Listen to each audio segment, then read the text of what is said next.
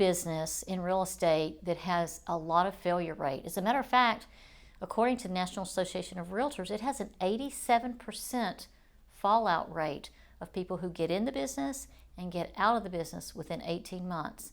And having the experience that I have in real estate, I can kind of understand why, because I've had burnout big time in real estate. And all of these reasons that people get out of real estate that I'm going to mention to you and see if that hits home, I have felt every one of these emotions at different times. So burnout is big, and it's very common. Unrealistic expectations is the first one I wrote down, because you don't know what to expect when you get into real estate. Nobody paints a picture of it for you like it's really going to be. It's harder than most people think before they get in. They know there's big commissions, they know they show houses, but there's so much more. So unrealistic expectations is a big one. You don't realize how many people you have to talk with in a day's time. I had no idea how hard I was going to have to work at that. I didn't increase my skill level in a fair amount of time. 18 months is not enough time to do that. So my skills lacked. I didn't organize my time correctly. I didn't do the right things every day that I needed to do in order to make it a business in real estate. I didn't talk to enough people. And I had commission breath. Do you know what commission breath is?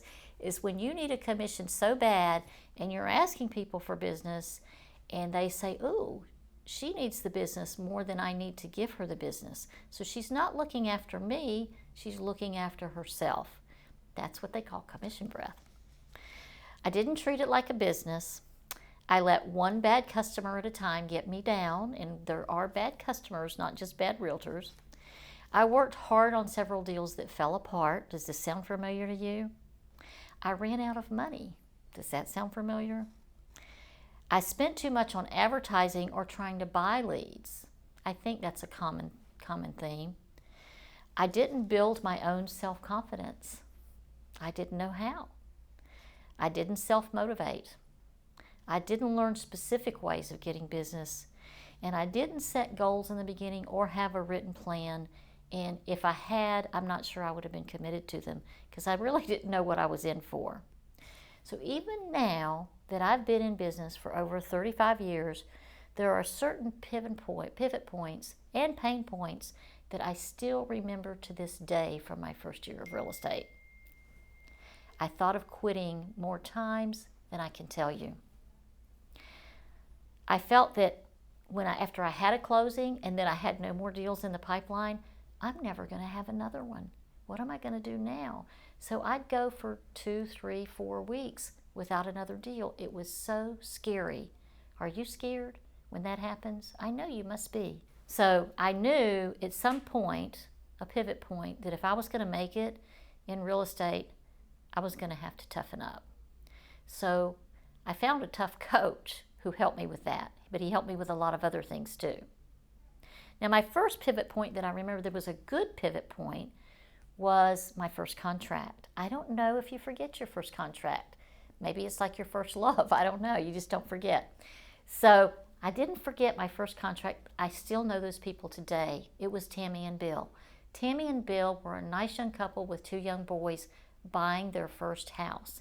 And I helped them with that. I helped them find the house, and I sat down to write the contract because we wrote them by hand back then. And my hand was shaking so hard that they asked me, "Why is your hand shaking?" I think they thought something was wrong. I said, I had to tell them, this is my first contract. They were so kind and so good to me, and we still are friends today. That's what I remember as a very good pivot point. My next good pivot point was my first for sale by owner that I got to list with me. So I must not have had commission breath by then. So I met this for sale by owner and called on them.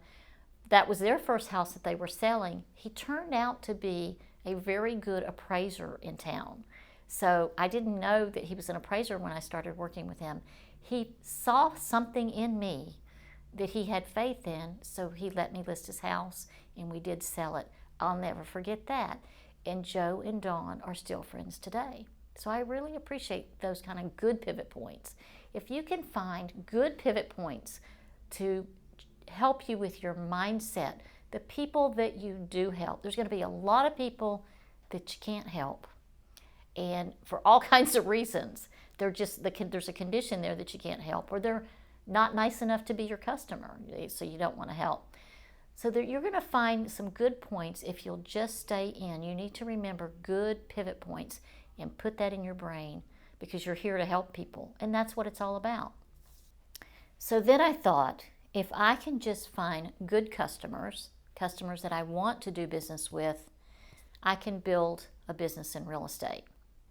I just needed to get more disciplined at that. So I needed to get more disciplined at talking to more people per day.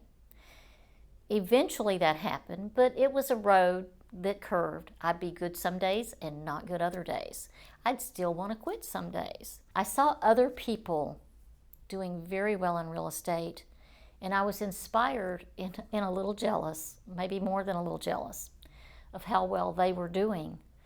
But everybody started out in the same place. So if I could just copy them, I could get better and I could make a business for myself. I always knew that I wanted to have my own business, but I never dreamed it would be real estate. So here I was, being a salesperson, looking for a business that I could work in and succeed at, and I never put the two together until a really good coach found me and taught me that real estate sales is a business. See, I just looked at myself as a salesperson.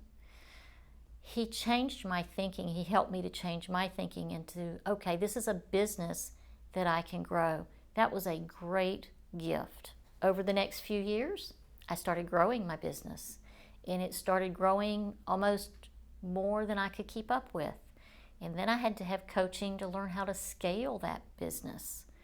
And I still love this business today because of those things I learned. It has created a different life for me and my family. My whole family's in it now. They said they would never do it because they saw me failing. My family at one time said, why don't you just go get a real job? I didn't know it wasn't a real job. But the way they looked at me when I was doing it in the beginning, it was too hard for too little money. That's what they saw. But I stuck it out with the help of some great people. I began to find inspiration in books that were also recommended by my coach.